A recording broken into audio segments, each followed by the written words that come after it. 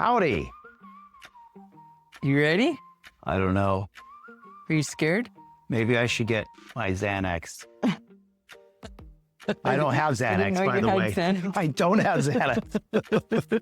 You're funny. You still make me laugh. I'm Heidi, I'm Scott. and we've been married 30 years. Wow.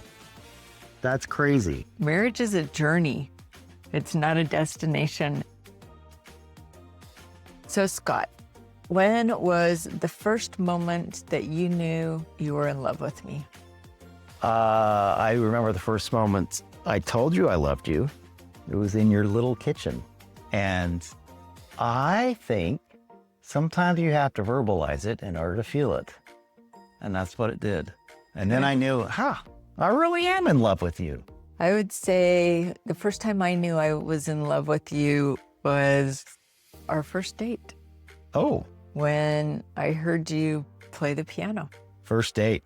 Yes, there was some kind of very, very deep connection between my heart and your soul. Okay. Well, teach all of your boys how to play the piano. And sing. Just say it. So what would you say is one of the hardest things that we've been through? Several things. One of the hardest things? Geez, take your pick. I think the most recent hardest thing was moving from Arizona to Texas with no job and no money. And You trying wanted to make it build your work. own medical practice here. It worked out in the end, but we didn't know that. It was pretty brutal for several years. A lot of trauma, I guess. I mean, it was pretty rough.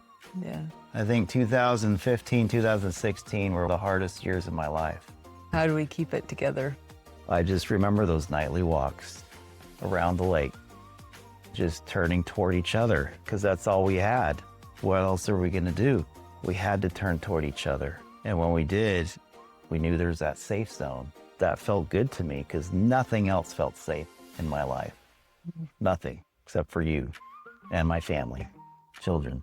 That same time period really comes up for me a lot as well. I feel like I'd lost everything in life that was stable.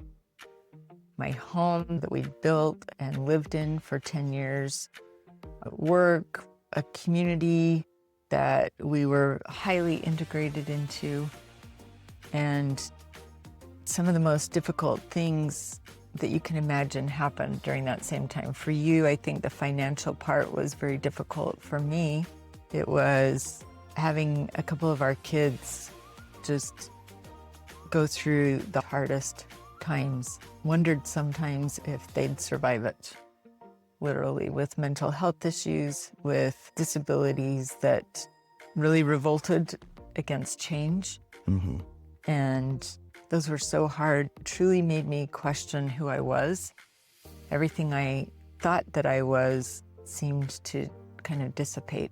And to be able to rewrite some of those days together and make those decisions together, who are we? Do we go back? Do we keep moving forward?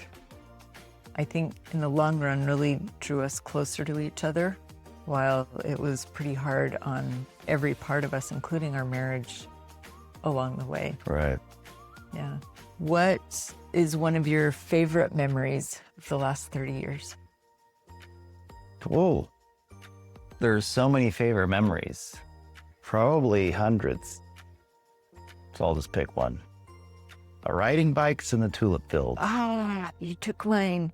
I'm sorry. We were in the Netherlands. I don't She even loves remember the tulips. year. Fields and fields of different colors of tulips. And we just stopped and just looked at everything and took it all in. And it was wonderful.